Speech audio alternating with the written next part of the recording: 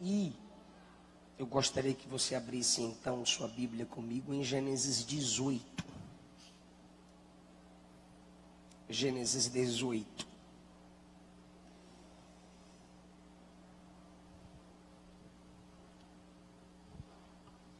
Porque em Gênesis 18, Deus está estabelecendo alguns alicerces.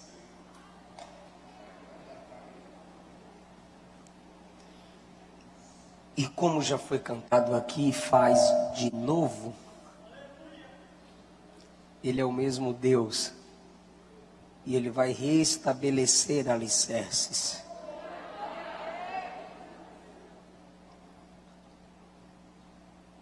Gênesis 18, versículos 1, 2 e 3. O Senhor apareceu a Abraão nas planícies de Manre. E ele sentou-se à porta da tenda no calor do dia. E elevou seus olhos e olhou. E eis que 3 homens estavam em pé diante dele. E quando ele os viu, ele correu da porta da tenda para encontrá-los e se curvou em direção à terra e disse: Meu Senhor, se agora eu encontrei favor aos teus olhos, suplico-te que não passes de seu servo. Amém. Podeis assentar. Mais uma vez eu expresso minha gratidão a Deus pela vida do vosso pastor, que aqui também é meu pastor, pastor Samuel Câmara. Muito obrigado, que Jesus continue guardando esse ministério, todo o corpo de obreiros. Pastor Felipe Câmara, pastora Luana, que Deus abençoe vocês e os guarde cada vez mais. Minha esposa também se chama Luana. Marcelo, um prazer revê-lo. O nome dela eu sempre esqueço, a Luana briga comigo. O nome dela. Rayane. Raíssa. Eu até comemorei e errei. Muito obrigado, que Jesus abençoe vocês. Ingrid Ribeiro. Acertei. Seu pai é o pastor? Hã?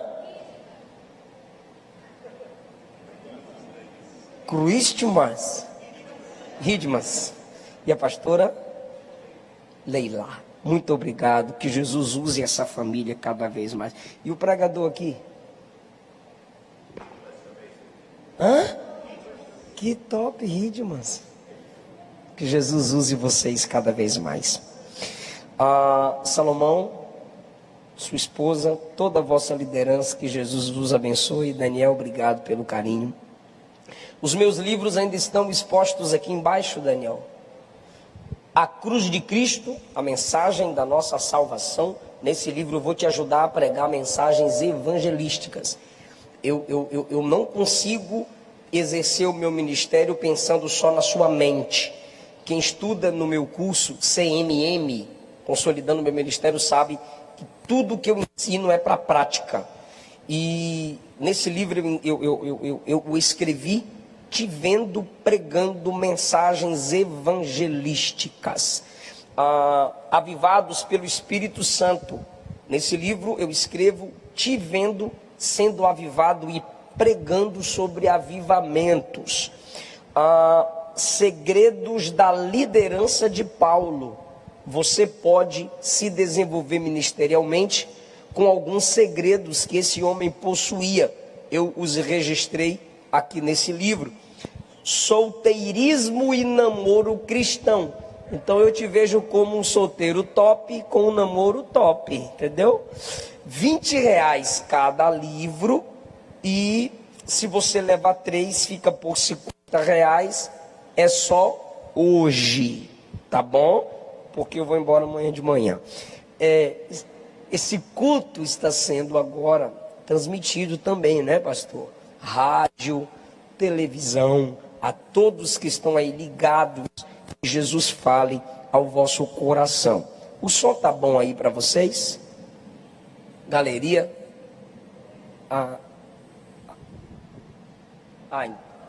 Isso quer dizer que tá bom. Mas vai ficar melhor, porque aqui não tá muito bom, não. Obrigado, pastor. Glória a Deus. Queridos irmãos, a Bíblia é construída sobre 4 alicerces. Já é uma outra mensagem e aí você prega. Criação, queda, redenção, glorificação. Deus criou todas as coisas. Em Adão todas as coisas caíram. Em Cristo todas as coisas serão redimidas. Por causa da obra de Cristo, todo o povo de Deus um dia será glorificado. Pós-queda, no Gênesis, Deus levanta Noé, de Noé Sem, de Sem Abraão. Deus escolheu esse homem para que através dele a promessa de Gênesis 3,15 se cumprisse. Porque Gênesis 3,15 diz: da semente da mulher nascerá um. Então já está falando sobre o nascimento do Messias. Soberanamente ele escolheu a família de Abraão, via Noé, Sem. Estou falando de ancestralidade. De Abraão, então, cuja esposa é estéril, Deus nela faz um milagre, nasce Isaac.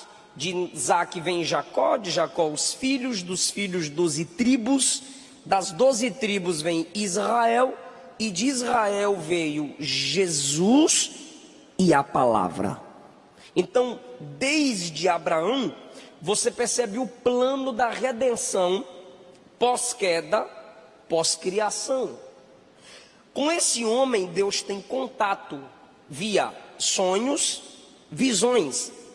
Mas no capítulo 18, Deus vem de forma diferente para propósitos diferentes.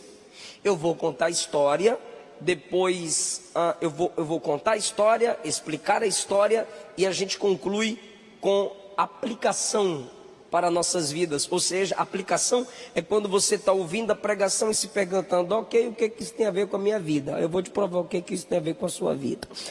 No capítulo 18 do Gênesis, Abraão está na porta de sua tenda. Quem sabe como porteiro, não simplesmente como porteiro, mas dizendo: eu preciso me refrescar, tomar um vento. Tinha árvores na porta de Abraão. Isso aí, ele morava num bosque. Naquele momento em que ele está assentado à porta da tenda, ele é surpreendido. Chegam 3 visitantes diante da casa dele. Ele está assentado. Quando ele ergue os olhos, tem 3 homens na frente dele. 3 homens. E esses 3 varões estão parados. Não entram, não chegam debaixo da árvore, não abrem a tenda, não. Deus veio a Abraão em forma humana. Alguns preferem forma teofânica. É nada mais nada menos do que Deus diante do homem, de um modo que o homem possa suportá-lo.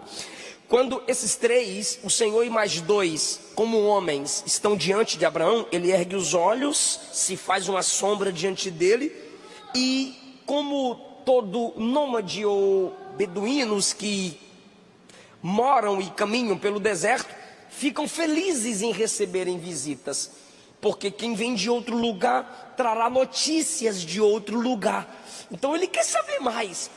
Em sua educação, humildade, ele vai até os 3 varões, cai de joelhos sem saber quem são, mas ele se prostra por causa de sua humildade e alegria. Ele se prostra e ele chama um dos 3 de meu Senhor.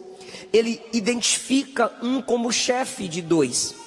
Então ele diz: meu Senhor, não passes de teu servo. Encostai, entrai, encostai e fiquem aqui debaixo dessa árvore. Eu vou trazer água para que os vossos pés sejam lavados. E Abraão conclui assim: pois eu sei que para isso viestes a vosso servo. Está no versículo 5, olha só. Ele recebe os 3 varões, promete água, pão, água para os pés, alimentação, e diz assim: eu sei que para isso viestes até o vosso servo. O Senhor, ou um dos varões, olhou para Abraão e disse: vai e faze como disseste. Abraão corre à tenda de Sara e diz: prepara com velocidade aí 3 medidas de flor de farinha, faz um bolo top.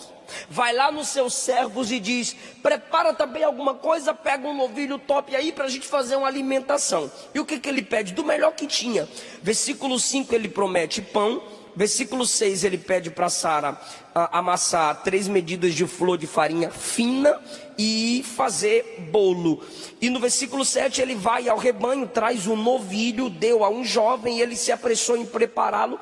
No 8 ele traz manteiga, ele traz leite e traz o novilho que havia sido preparado e colocou tudo diante deles. E diz a Bíblia, ficou ali em pé diante dos 3 como um bom garçom, dizendo: se precisar, estou por aqui, pode falar comigo, estou aqui disposto a servi-los.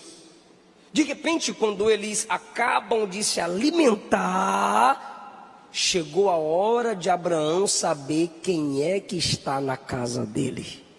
Quando eles acabaram de se alimentar, então o Senhor olha para Abraão no versículo 9 e pergunta: onde está Sara, tua mulher? O texto brinca, a expressão brincar aqui não é pejorativa. Ele faz um jogo de sentidos. Moisés, um grande escritor, Atos capítulo 7 diz que ele era formado em todas as ciências do Egito. Ele escreve essa narrativa de Gênesis 18 com jogo de sentidos. Tem hora que você pensa que é um humano falando, tem hora que você pensa que é o próprio Deus falando. Então, lhes disseram, ou pode ser o Senhor entre eles que está ali como homem, ou pode ser um dos 2 varões, que são anjos em forma humana também. Então lhe disseram: onde está Sara, tua mulher? Primeira surpresa para Abraão, ergueu os olhos e vê 3 varões. Segunda surpresa para Abraão é que quando eles acabam de comer, eles fazem uma pergunta, e nessa pergunta eles já falam o nome da esposa de Abraão. Onde está Sara, tua mulher? Aí ele diz assim: ela está na tenda. Costumeiramente, onde os homens se reuniam, a mulher não fazia parte da reunião. Então perguntaram: onde está Sara? Ele diz: ela está na tenda. Aí o Senhor diz no versículo 10: eu tornarei a ti de acordo com o tempo da vida, e Sara, tua mulher, terá um filho. Olha o que o texto diz no versículo 10. Sara ouviu atrás da porta na tenda. Ela está na tenda dela, porque tinha a tenda do homem e a tenda da mulher. Aqui tem a porta, cortina. Ela está escutando o que eles estão conversando lá debaixo da árvore. Pode me ajudar a falar igual eu falei? Lá debaixo da árvore. Ok, ela está dentro da tenda. O Senhor está aqui com Abraão debaixo da árvore. Aí o Senhor diz: no tempo determinado tornarei a ti, e Sara, tua mulher, dará à luz a um filho. Versículo 10, Sara ouviu. Versículo 11, vai falar antecipadamente a razão do que Sara fará. O versículo 11 diz assim: Abraão e Sara eram já velhos e bem adiantados em idade, e esta cessou a maneira das mulheres, o costume das mulheres de engravidar. Já tinha passado lá dos 80. Por isso, versículo 12, Sara riu dentro de si. Vou perguntar de novo. Onde é que Deus e Abraão estavam? Opa! Onde é que Sara estava? Dentro da tenda. Olha só o versículo 12. Sara riu dentro de si. Sara deu gargalhadas? Não, ela riu. Dentro de si, diz a Bíblia, dentro da tenda, ela riu dentro de si, dizendo: depois de tão envelhecida, terei eu esse prazer de gerar um filho, sendo meu Senhor tão velho? Sara dentro da tenda, Deus com Abraão em forma teofânica, humana, debaixo debaixo da árvore, Deus fala para Abraão: por que Sara riu lá dentro da tenda? Abraão está começando a conhecer quem é que está na casa dele. Aí você diz: pastor, Sara riu de alegria. Mentira, é dúvida mesmo. Porque cá debaixo da árvore Deus diz assim: por acaso tem alguma coisa impossível ao Senhor? Sara lá dentro da tenda, tadinha, quando ouve essa pergunta: por acaso tem alguma coisa difícil ao Senhor? Versículo 15, ela dentro da tenda. Lembra que o Senhor falou lá para Abraão: Sara está rindo. Ela aqui dentro da tenda: eu não ri. Deus do lado de fora: não diga que você não riu, você riu. Aí diz a Bíblia: ela temeu. De repente, quando o Senhor diz: você riu, Sara, versículo 16, se levantaram de debaixo da árvore. Quando se levantaram, olharam para Sodoma. Imagina Abraão dizendo: vixe. Quando olharam para Sodoma, 2 se retiraram e foram em direção a Sodoma. Aí Abraão o acompanha. Versículo 16, os homens se levantaram, olharam para Sodoma, e Abraão foi com eles para levá-los ao caminho. 17, disse o Senhor: eu não vou ocultar de Abraão as coisas que eu faço. Vendo que Abraão certamente se tornará uma nação grande e poderosa, e todas as nações da terra serão abençoadas através da descendência dele. Porque eu o conheço, que ele ordenará a seus filhos e a sua casa. A seus filhos e a sua casa. Eu disse que Mateus 7, Jesus repete a expressão casa 4 vezes. Aqui Deus vem na casa de Abraão, e Deus diz: eu sei que ele ordenará seus filhos e sua casa depois dele. Irmão, eu já sou pai. Se Eliseu filho diante de mim, é complicado eu guiá-lo no caminho do Senhor. Imagine eu ensiná-lo, ou seu pai te ensinar, para você continuar no caminho do Senhor depois dele. Deus está dizendo: Abraão vai ensinar a minha palavra para seus filhos a tal ponto e a tal modo, de que mesmo depois que ele tenha morrido, seus filhos não desviarão. Ele ensinará meu caminho a seus filhos e a sua casa depois dele, e eles guardarão o caminho do Senhor. Sabe o que é guardar o caminho do Senhor? Memorizar por onde Deus anda. Os filhos de Abraão guardariam o caminho do Senhor. Tem esse caminho, tem esse caminho e esse caminho. Alguém perguntaria: Isaac, por qual caminho você vai? Tem 3. Isaac diria: o Deus do meu pai foi por esse caminho, então é por esse caminho que eu vou. Isso é guardar o caminho do Senhor. Seus filhos saberiam por onde Deus caminharia. Olha só, olha só. Eu estou já explicando o versículo.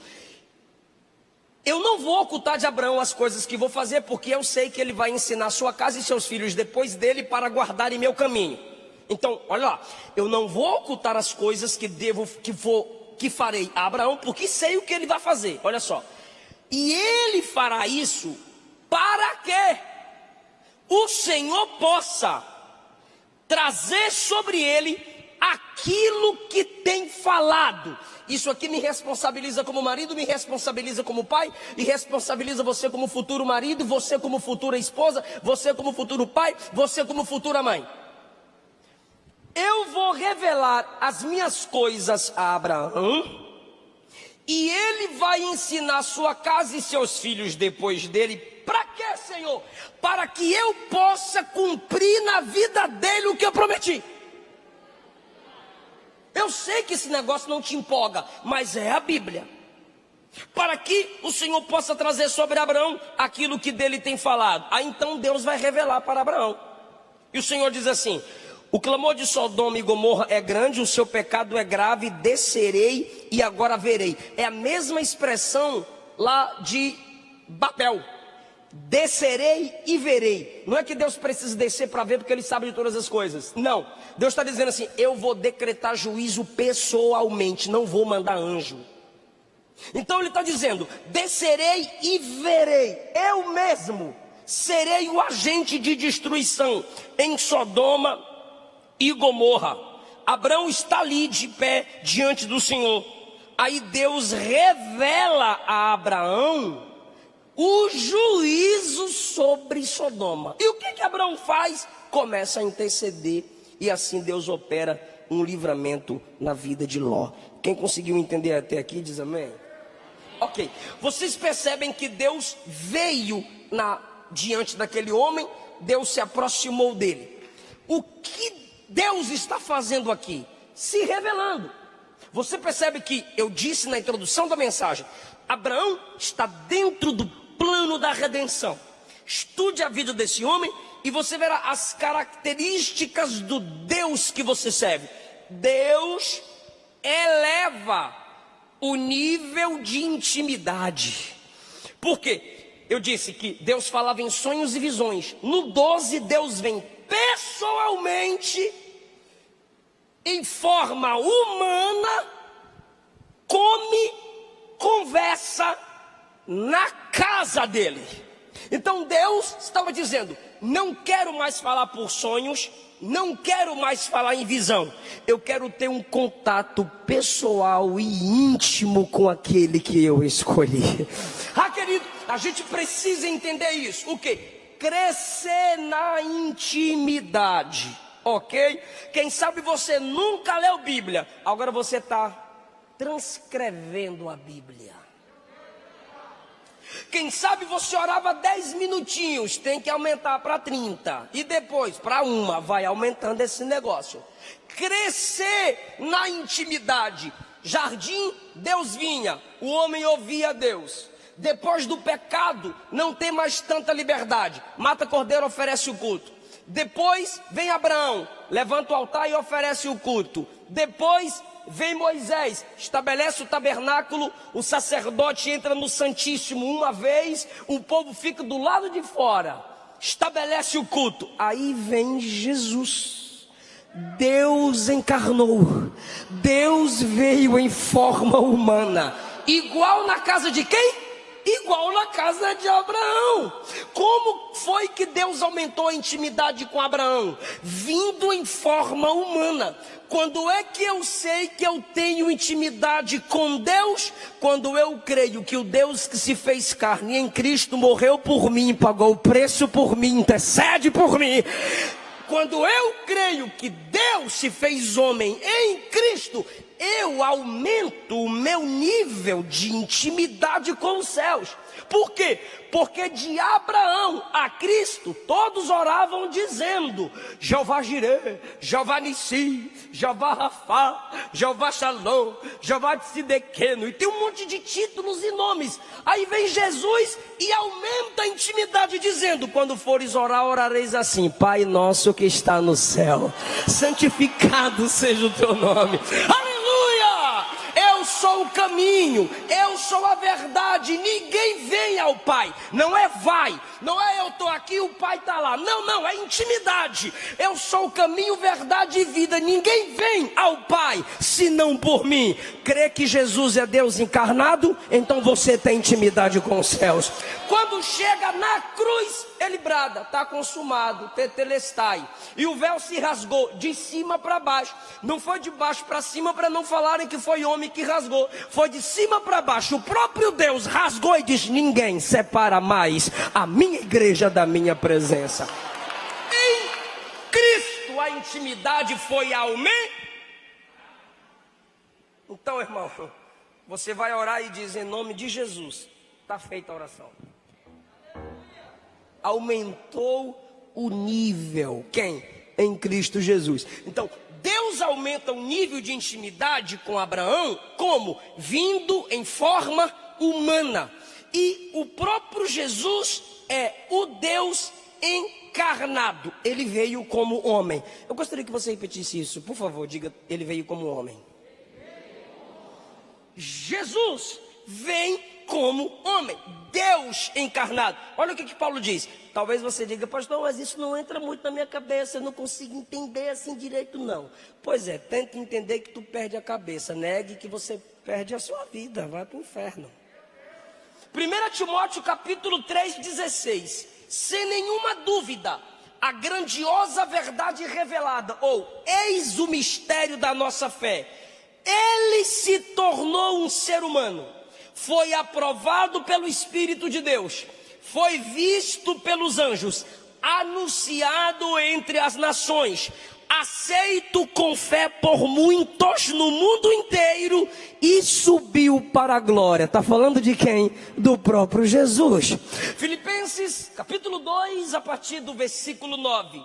Mesmo sendo Deus, não teve por usurpação ser igual a Deus, mas humilhou a si mesmo e foi obediente até a morte, e morte de cruz. Mas Deus o exaltou soberanamente e lhe deu o nome que é sobre todo nome, para que diante do nome de Jesus se dobre todo o joelho dos que estão nos céus, na terra e debaixo da terra, e toda língua confesse que Jesus Cristo é o Senhor. Como homem, o diabo odeia isso, e a gente se firma nisso. Isso é alicerce para a nossa fé, irmão. Por quê? Porque o diabo derrubou o homem. Aí Jesus vem como homem. Aí eu olho para você e vejo que você é homem, e tu pensa que é anjo.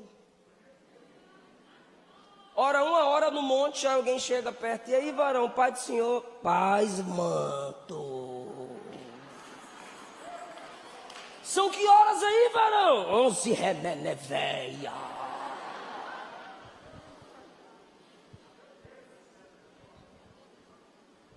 Eu não preciso estudar a Bíblia, eu coloco o joelho no chão e o fax desce na hora.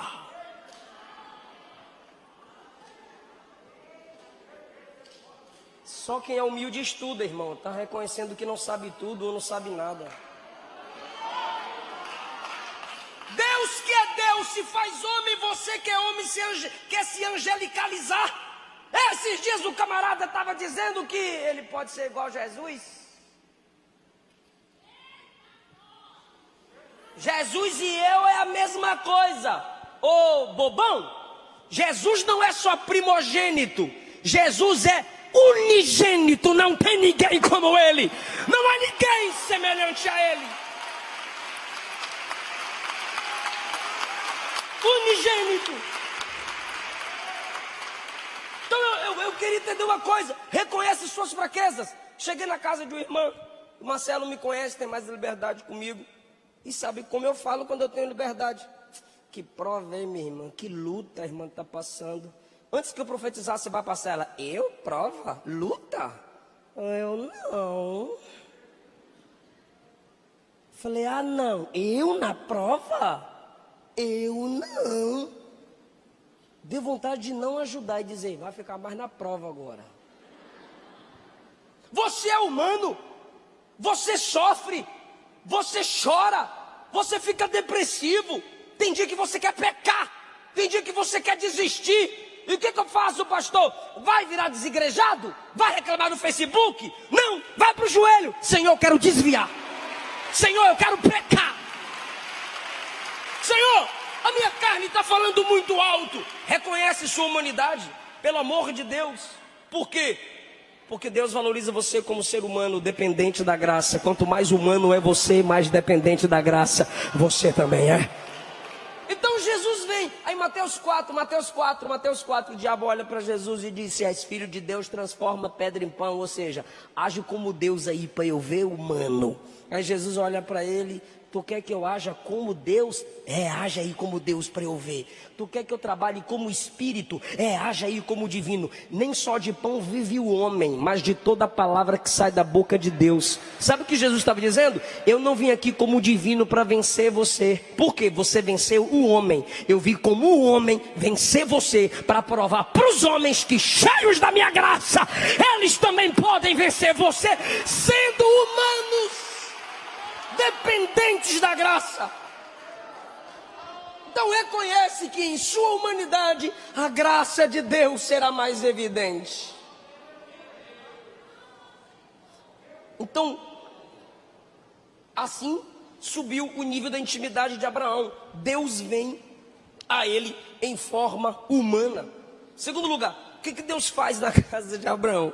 Deus surpreende. Do que eu estou rindo? De Abraão. Não, pastor, você não pode rir de Abraão. Posso sim, ele também ia rir de mim se ele estivesse aqui. Irmão, tu tem que olhar para a Bíblia. Igual eu estou falando, eram humanos. Lembra da segunda regrinha? O segundo alicerce que a Bíblia está construída? Queda. Abraão era caído, igual todo mundo. Qual foi o diferencial dele? Fé. E qual é o seu diferencial? Fé. É a mesma coisa. Olha o que ele diz. Capítulo de número 18. Ele recebe os visitantes. Olha só o que ele diz no versículo 5. Trarei um... Sabe aqueles crentes que pregam para Deus, né? Vai orar. Querido Deus, eterno Pai, Criador. Aí, imagina o Abraão se sentindo. Chega para Deus e diz assim, ó. Trarei um bocado de pão, confortai os vossos corações. Depois disso vocês podem passar adiante, pois para isso viestes a mim. Olha o que esse cabra está dizendo. Viestes da minha casa para comer pão e para lavar os pés empoeirados. Eu sei que os senhores estão precisando de mim. Precisa não. Mas ele ainda não sabe. É óbvio. Quem pensa que Deus precisa dele é porque ainda não conhece Deus. Deus em graça chega na casa. Deus em graça se deixa ser servido. De repente Abraão diz assim: por isso viestes a mim, para terem os pés lavados, eu tenho água. Para comerem, eu tenho comida. Sou rico. Está precisando? Estou aqui para ajudar. Aí o que é que Deus faz? Surpreende. Cadê Sara? Tá na tenda. Ela vai ter um filho. Tu me dá água e pão, que qualquer um pode dar. Mas o que eu tenho para fazer na sua vida, nem você pode gerar. Eu vou te dar um filho. Aleluia. Depois Deus diz assim: sabe Sodoma? Sei, Ló está lá. Eu vou destruir Sodoma. Sabe Sara? Está duvidando de mim? Não há nada impossível para mim. Nesse momento Abraão está dando a recuada e está entendendo. Ele me surpreende. Ele não precisa de mim, isso é verdade. Deus não precisa, nunca precisou, nunca precisará de você. Querido, Deus conta com a sua igreja. Precisar, Ele não precisa de nada. Somos nós quem dependemos totalmente de Deus. Então deixa eu te falar um negócio. Deus surpreende você. Você não devolve o dízimo porque Deus precisa. Você não oferta porque Deus precisa. É você quem precisa amar. É você quem precisa fazer sua parte. Por quê? Porque a soberania de Deus não anula a responsabilidade humana. Soberanamente Deus chega na casa de Abraão, mas Deus não entra. Deus para na porta e espera ele convidar. Deus chega na casa de Abraão, mas Abraão tem que fazer com que Sara prepare o bolo, seus servos preparem o novilho, e ele tem que trazer a água para lavar os pés do Deus que se apresentou humanamente para ele. Deus é soberano, mas ele não anula a sua responsabilidade. Cuidado com esse evangelho vagabundo. Já fui predestinado, Deus faz tudo, eu não faço nada. Mentira! A igreja é um povo predestinado, mas a igreja também é um povo responsabilizado por Deus. Tem que fazer sua parte, tem que trabalhar, tem que servir, tem que exercer, apesar da soberania divina. Então entenda, Abraão diz assim: precisava, não precisa mais. Ele é o Todo-Poderoso, Ele sabe de todas as coisas. Então o Abraão que pensava que Deus foi ali para receber, passou a entender que Deus foi ali para dar. mais tem Deus para te dar do que você dar a Ele. E quer saber mais? Como disse Davi, nada do que eu tenho dado a Deus é fora daquilo que Ele já me deu. Ou seja, tudo aquilo que damos a Deus veio dele para nós. Eu sei que você conhece essa, quer ver? Porque dele, origem, por ele, processo, para ele, destino, são todas as coisas. Aleluia! Então, qualquer coisa que você oferece no culto, para a glória de Deus, já veio de Deus. Deus surpreende a gente. A gente pensa que a gente está fazendo demais, e Deus diz: tá não, sou eu que estou te capacitando para fazer isso.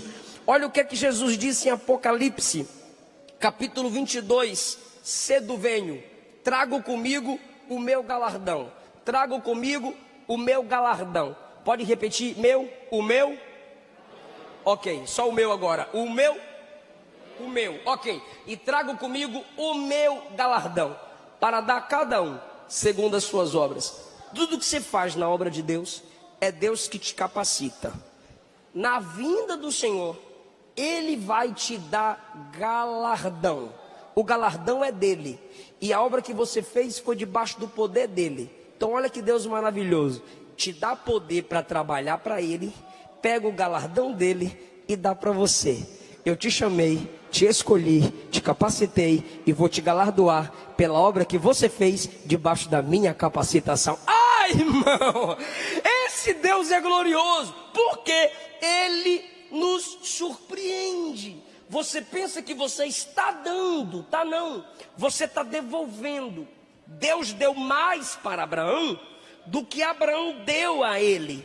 Efésios 3:20, glória seja dada a Deus, o qual por meio do seu poder que age em nós, pode fazer muito mais do que pedimos e do que pensamos. Em primeiro lugar, Deus aumenta o nível de intimidade. Segundo lugar, Deus surpreende. Terceiro lugar, caminhando para a conclusão, Deus trabalhou na casa do seu servo. Eu vou repetir isso aqui porque, sério, você precisa dar um glória a Deus para isso. Por isso, Deus trabalhou na casa do seu servo. Deixa eu fazer uma pergunta: esse Deus mudou?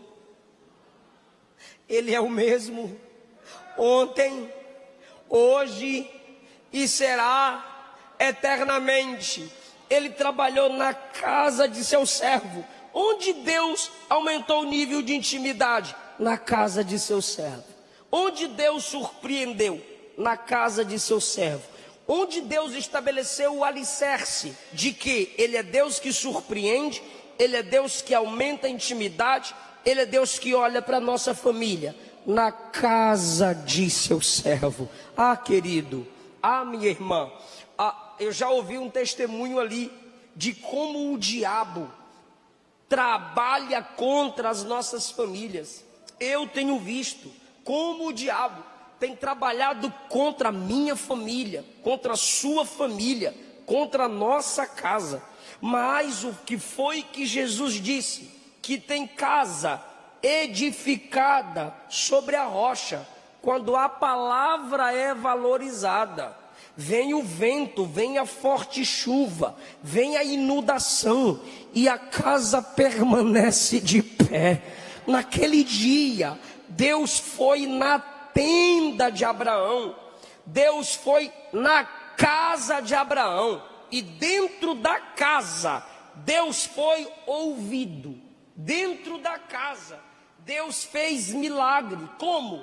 Deus é recebido pelo pai, Deus renova a fé da esposa, que já é profetizada como mãe, Saraí duvidando, e Deus diz: não há nada impossível para mim. E qual foi o resultado da visitação de Deus naquela casa, naquele dia? Hebreus 11:11, pela fé, a própria Sara recebeu poder para ser mãe, pois teve por fiel aquele que fez a promessa. Olha isso, aquela que riu duvidando, agora tem fé e está dizendo, ele cumpre a promessa.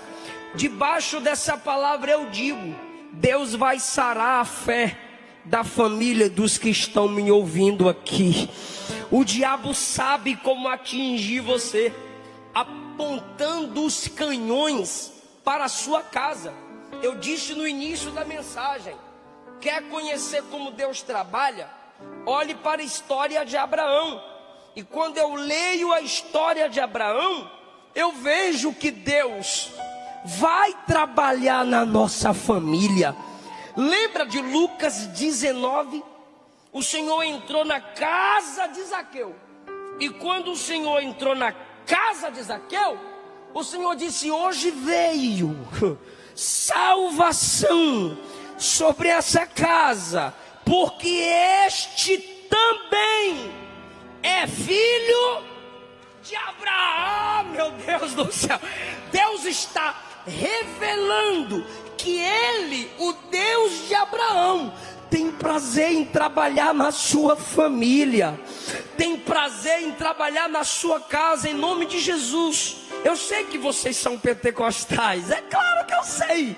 Levanta a mão então comigo, levanta a mão comigo, porque agora eu também vou receber de vocês. Eu compartilho com vocês o que vocês creem e necessitam. Com mão levantada eu digo, e você reage pela fé.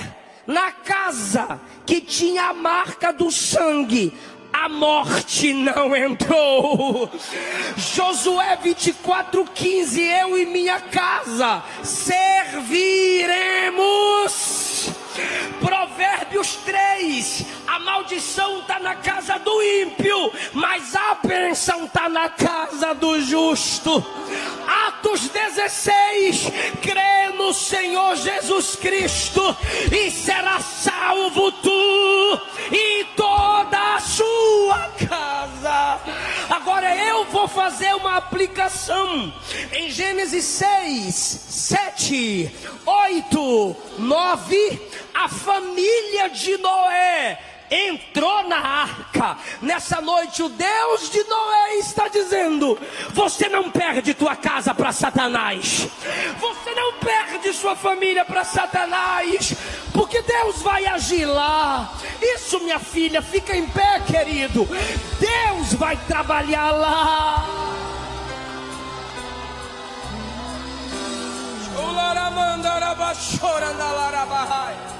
Eu vi meu irmão Felipe ser batizado com o Espírito Santo no quarto comigo. Eu vi meu irmão Daniel ser batizado com o Espírito Santo no quarto comigo. Eu vi minha irmã Késia com 7 anos ser batizada com o Espírito Santo orando comigo dentro do quarto. Eu vi minha mãe orar de joelho dizendo, Jesus, não tem nada para comer. 3 horas depois chegou a caminhonete na porta. É aqui que mora Eliseu Rodrigues, o pregador mirim. Alguém passou lá no mercado, mandou eu trazer essas compras aqui. Quem foi? Não sei, eu sei, foi Jesus. Foi Jesus. Porque quando a gente ora em casa,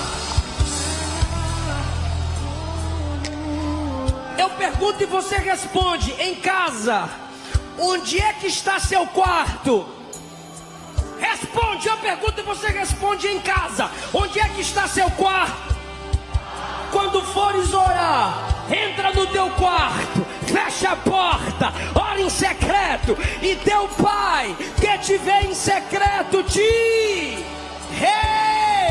recompensará. Isso aqui é vitrine. Seu quarto é altar. Eu sinto a presença de Jesus enquanto eu falo isso. Irmão, a gente não está podendo segurar na mão. Então fala comigo, diga, Deus não vai trabalhar da garagem para a sala, do teto para o chão. Diga, meu Deus, trabalha do meu quarto para fora.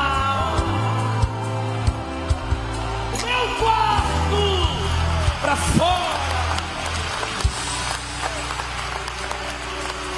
Eu conheço que Abraão vai instruir seus filhos depois dele. Receba a sabedoria de Deus, Pai. Receba a sabedoria futuro, Pai. Receba a sabedoria futura, Mãe. O diabo está apontando para o meu filho, para o seu futuro filho ou filha, Marcelo, para o seu futuro filho, jovem.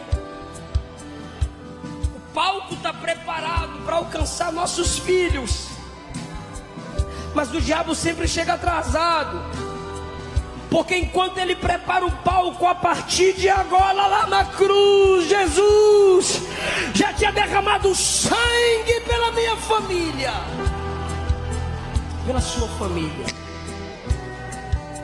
Pode cantar, gente. Na terra como és no céu, Deus da tenda, Deus que vai na casa.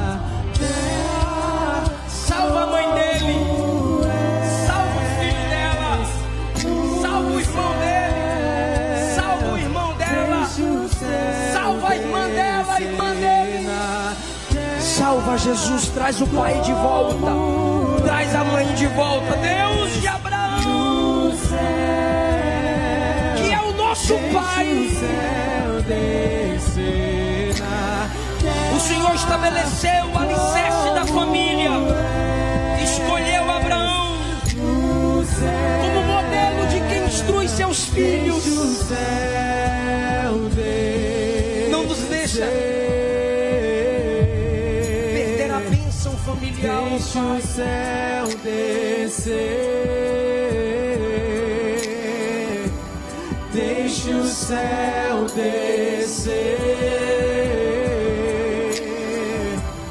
Deixa o céu descer. O céu desce quando a oração sobe. O céu desce quando o clamor sobe. Abraão clamou por Ló e Deus o livrou. Deixa o céu Deixa o céu descer. Deixa o céu Deixa o céu descer. Por quê? É o reino teu, o poder e tua é a glória. A nossa família vai cantar. Teu, o poder e tua. A nossa família vai cantar o quê? Teu é o reino teu, o poder e tua é a glória pra sempre.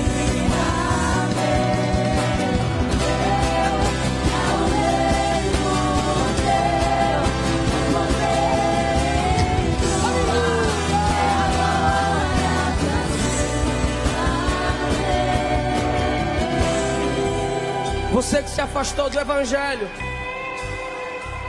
o diabo quer te prender no mundo, porque você é o instrumento de bênção que Deus escolheu para a sua família.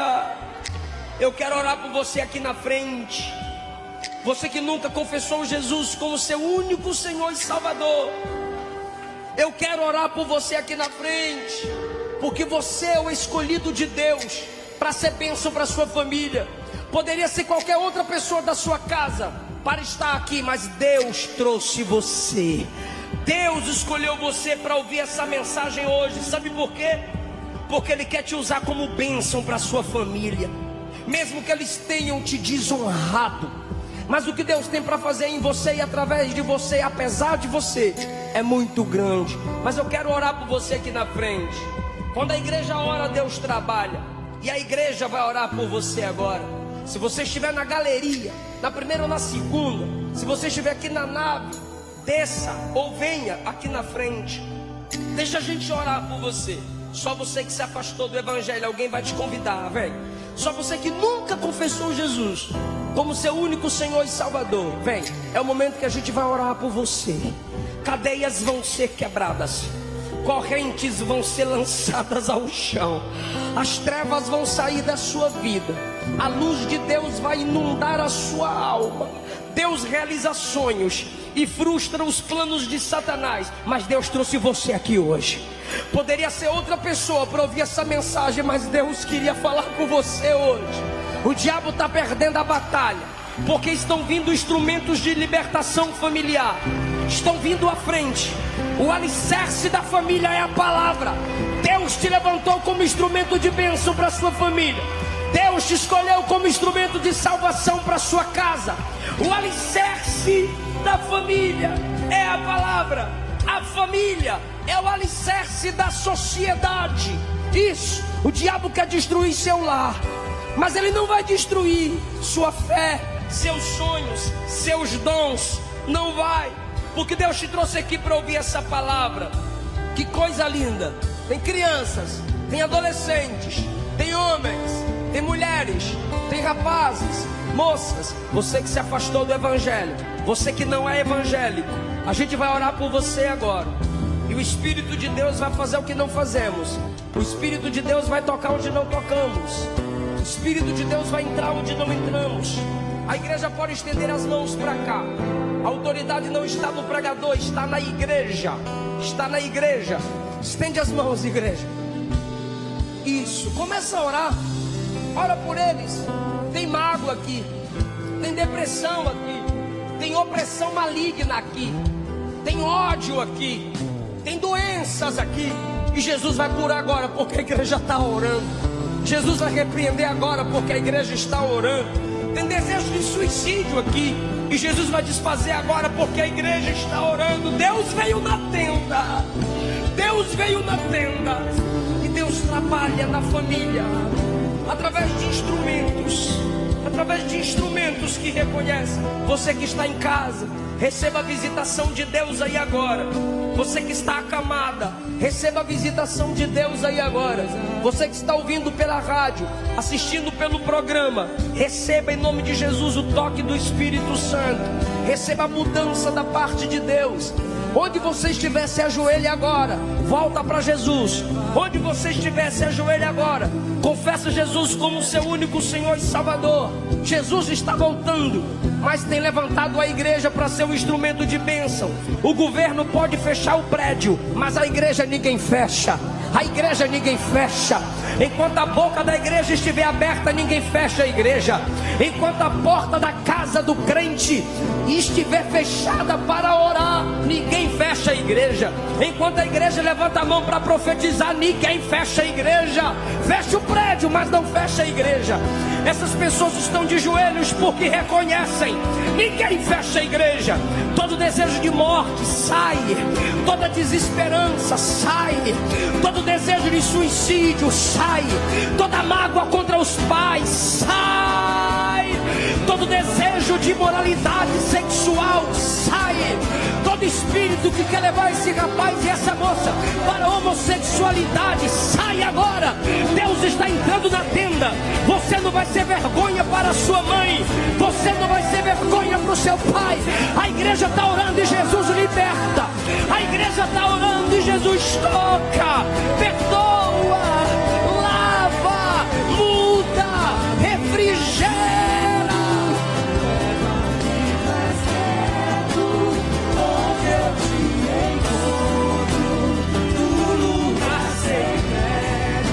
Toca Jesus, liberta Jesus, liberta Jesus.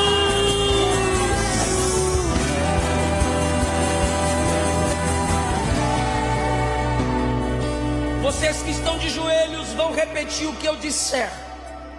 Vocês que estão de joelho vão repetir o que eu disser. Diga: eu mereço a ira de Deus, o juízo de Deus. O que eu preciso é da graça de Deus. Diga: eu sou pecador, miserável, humano, falho, totalmente da graça. Diga: me perdoa, Jesus. Segura na minha mão, sustenta-me. Diga: tira de mim tudo que não te agrada. Diga: eu quero dizer que já estou crucificado, mas eu só digo isso pelo poder do Espírito. Então, diga então, em nome de Jesus, eu confesso, tu és o Cristo, o Salvador do mundo, o meu Salvador. Diga agora, pede com humildade, diz: Jesus, escreve meu nome no seu livro, lança meus pecados no mar do esquecimento. Fala: me torna justo, me torna limpo, me torna teu. Diga: eu quero fazer parte da igreja que vai subir.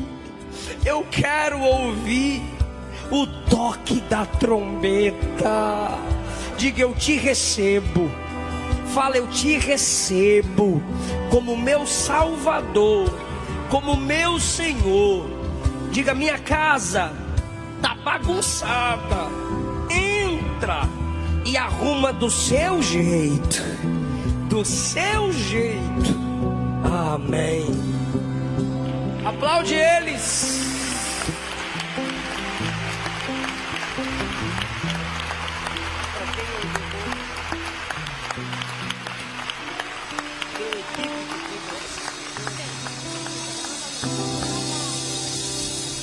Aleluia, glória a Deus. Aplauda o nome do Senhor mais forte, mais forte. Aleluia. Aleluia, glória ao nome do Senhor Jesus.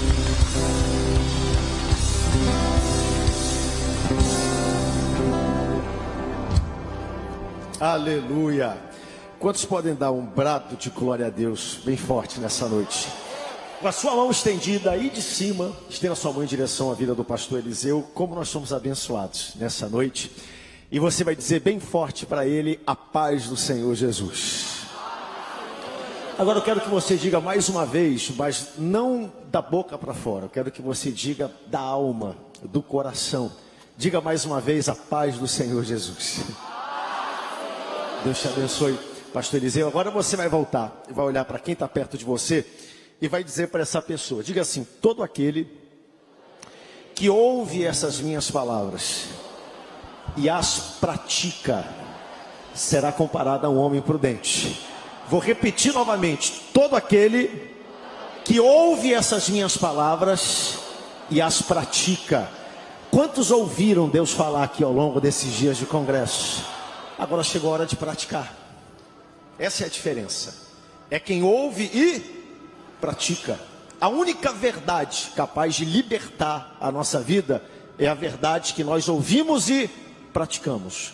Não adianta vir para um congresso como esse, ouvir, ser cheio de informação da palavra e sair daqui e continuar vivendo como você vivia. Isso chama-se edificar a casa sobre a areia. Edificar a casa sobre a rocha é quem vem para um congresso como esse. E Deus falou pelo menos uma coisa ao seu coração. É ou não é verdade o que eu estou dizendo aqui hoje à noite? Pelo menos uma área da sua vida. Enquanto o pastor Eliseu pregava, pelo menos uma área da sua vida, Deus trouxe alguma coisa ao seu coração, à sua mente. Pois essa é a área que Ele vai mudar ainda nessa semana. Pratique e edifique a sua casa sobre a rocha, em nome do Senhor Jesus, tá bom? Amanhã nós vamos continuar em 540 pontos de Belém, nosso Congresso Brasileiro de Adolescentes Alicerçados. Quem vai levar essa chama de volta para o seu templo, para a sua congregação? Dê um brado de vitória, de glória a Deus, o mais forte que você puder, rapidamente. Aleluia! Vou pedir, tá bom? De pé como nós estamos, nós já vamos encerrar, tá bom? 3 coisinhas, quando terminar, esse culto, vou pedir primeiro que a segunda galeria, ninguém se movimenta, tá bom? Todo mundo fica quietinho aí. Vocês da primeira galeria aí de cima vão ter a preferência para descer, então desçam correndo, tá bom? Tem escada aqui atrás, tem 2 escadas aqui também pelo lado, você pode vir. Depois disso, alguém vai tomar aqui o lugar, vai dar recomendação. A primeira galeria aqui embaixo vai sair, nós aqui vamos esperar. E aí você bate aquele selfie, você pode confraternizar com quem está perto de você, tá bom? Quando sair, aí nós vamos liberar quem está nas fileiras da direita e da esquerda, as últimas fileiras, depois a fileira daqui, e depois nós vamos completar com todas as fileiras, tá bom? Com quantos nós podemos contar? Deixa eu dar uma olhadinha aqui. Quero parabenizar todos vocês pelo trabalho, por tudo que fizeram. Vocês são pessoas ordeiras, tá bom? Para quem está acompanhando em casa, nós temos aqui no Templo Central hoje menos de 1.500 pessoas. Nosso templo comporta 3.200, então nós estamos ali chegando perto de metade da lotação. Então, uma bênção. Vou pedir que todos os coordenadores da missão com adolescentes que estão aqui no Templo Central voando, sai correndo, sobe aqui comigo aqui rapidinho no altar. Todos os coordenadores da missão com adolescentes, pode vir, todos vocês, tá bom? Só quem coordena e é para correr, para ver se você está com saúde. Enquanto eles correm, vocês vão aplaudir, vão celebrar, vão fazer festa, isso.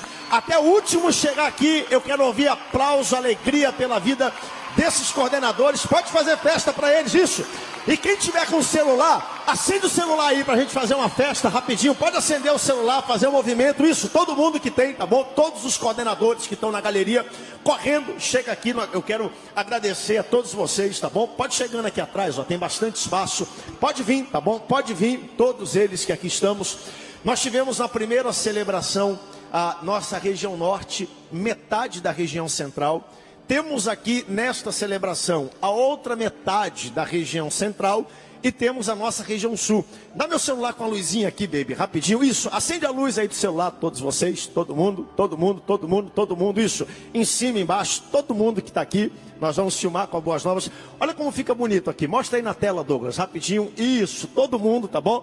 Tá faltando gente ainda que não tem. Olha aí, tá ficando melhor, tá ficando bonito. Glória seja dada ao nome do Senhor Jesus, tá bom? Tem mais luz aí para acender? Pode acender. Se o seu celular é daquele que não tem luzinha, que é difícil, nós vamos orar por você, para Deus lhe dar um celular com luzinha, tá bom? Mas se não tem, vira a frente dele agora. Acende a luz, vira a frente desse celular. Ao pessoal que está em casa, está filmando, vocês vão dizer bem forte, com a luzinha acesa, guiados pela Bíblia e pelo Espírito Santo. E depois disso, com o celular, a gente vai dar o maior brado de alegria, pulando festa, tá bom? Isso vai aparecer no nosso vídeo de fim de ano da igreja em Belém. Eu vou dizer 1, 2, 3, Boas Novas vai filmar. Vocês vão dizer guiados pela Bíblia e pelo Espírito Santo. Aí pulo, pirueta, o que for, tá bom? Durante 5 segundos para a gente registrar tudo isso, fazer festa. Mostrar que aqui na casa de Deus a gente sabe fazer também algo bonito, tá bom? 1, 2, 3.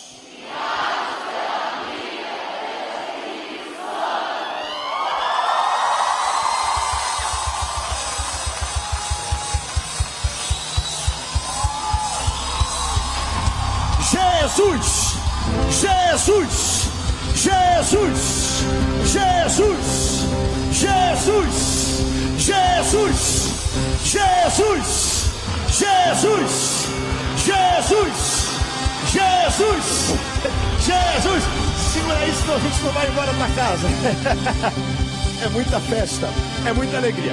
Amanhã, então, em todos os tempos da Igreja de Belém, nós estaremos fechando o nosso Congresso Brasileiro de Adolescentes. Terça-feira, quero convidar vocês a estarem no centenário conosco, no nosso culto da unidade da Igreja de Belém. E atenção, dia 12 e dia 14 nós temos lá no centenário. Nós vamos entregar os diplomas para os pioneiros do Novo Testamento. E o nosso pastor não está aqui conosco, mas ele mandou uma mensagem para mim. Ele perguntou com quantos adolescentes nós podemos contar da igreja em Belém que vão copiar o Novo Testamento. Quem está copiando o Novo Testamento, levanta a mão aí para a gente dar uma olhadinha. Isso, todos vocês. Quem não começou, se engaje lá no seu templo, tá bom? Pelo menos a missão do templo, faça lá a cópia, encadernem. Dia 12 nós vamos ter esse momento muito, muito, muito, muito especial. Todo mundo de pé. Vem aqui, Maria, faz essa oração pra gente. Quando terminar, eu vou dar a bênção apostólica. Vou liberar vocês para voltarem para casa, tá bom? Lembrando, segunda galeria, primeiro, tá bom? Depois, primeira galeria, tá bom? Aqui de baixo. Eu estava pensando, gente, em primeiro liberar quem torce pelo Paysandu e depois quem torce pelo Remo. Mas como aqui a gente torce para Jesus, então a gente vai de cima até embaixo, devagarzinho a gente vai chegar lá, tá bom? Vamos orar, vamos agradecer a Deus por esse dia tão especial.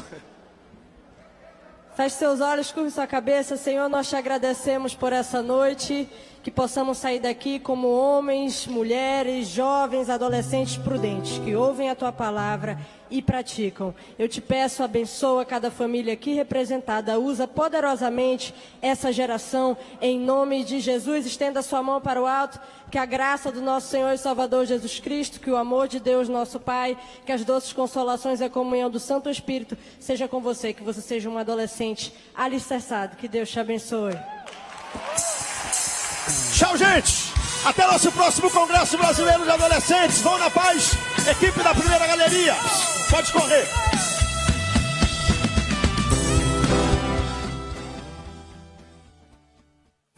Com muita variação super nutritiva. Esta é uma dica da Boas Novas. Prestem atenção apenas no que Deus está fazendo agora e não se preocupem.